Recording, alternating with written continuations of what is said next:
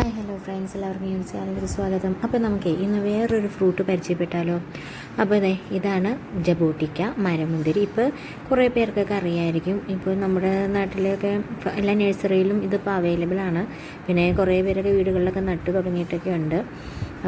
കൃഷിയുടെ ഇതായിട്ട്, അതായത് നമുക്ക് വ്യാവസായിക അടിസ്ഥാനത്തിലൊന്നും ഇത് നടാൻ പറ്റില്ല. കാരണം ഇതിൻ്റെ ഫ്രൂട്ടിന് പറിച്ച് വെച്ച് കഴിഞ്ഞാൽ ലൈഫ് വളരെ കുറവാണ്, പെട്ടെന്ന് തന്നെ കേടായിപ്പോവും.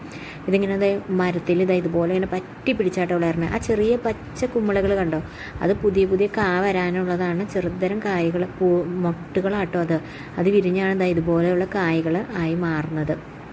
ഇതിന് മുന്തിരിങ്ങയുടെ ടേസ്റ്റൊന്നുമല്ല, പക്ഷേ മുന്തിരിങ്ങയുടെ ഉള്ളു പോലെ തന്നെയാണ് ഇരിക്കുന്നത് ഫ്ലഷൊക്കെ. ഇതുപോലെ ഇങ്ങനെ പതിയെ തിരിച്ച് വേണം കേട്ടോ ഇത് പറിച്ചെടുക്കാനായിട്ട്. ഇതിപ്പോൾ ശരിക്കും പാകമായിട്ടില്ല.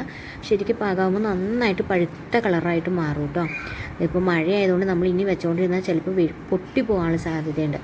നല്ല നീരുമുണ്ട്, ഉള്ളിൽ നല്ല അത്യാവശ്യം ഫ്ലഷും ഉണ്ട്. പിന്നെ തൊണ്ടിന് നല്ല പുളിയാട്ടോ. ഉള്ളിൽ കാമ്പിന് നല്ല മധുരം, തൊണ്ടിന് നല്ല പുളി. ഇതിൻ്റെ തൊണ്ടും നമുക്ക് കഴിക്കാം. തൊണ്ടൊന്നും കളയേണ്ട ആവശ്യമില്ല. ഇതിനകത്ത് കുരുണ്ട്, അത്യാവശ്യം നല്ല വലിയൊരു കുരു, ഒരുമാതിരി പുളിങ്കുരുവിൻ്റെയൊക്കെ അത്ര ശേഖരമുള്ള അത്യാവശ്യം വലിപ്പമുള്ളൊരു കുരുവാട്ടോ. അപ്പോൾ നിങ്ങളിത് കഴിച്ചിട്ടുണ്ടെങ്കിൽ ഒന്ന് പറയണേ. ഇഷ്ടമായ ലൈക്ക് ചെയ്യാനും ഷെയർ ചെയ്യാനും മറക്കല്ലേ. ഇതുപോലെ വീഡിയോ ആയിട്ട് വീണ്ടും കാണാം.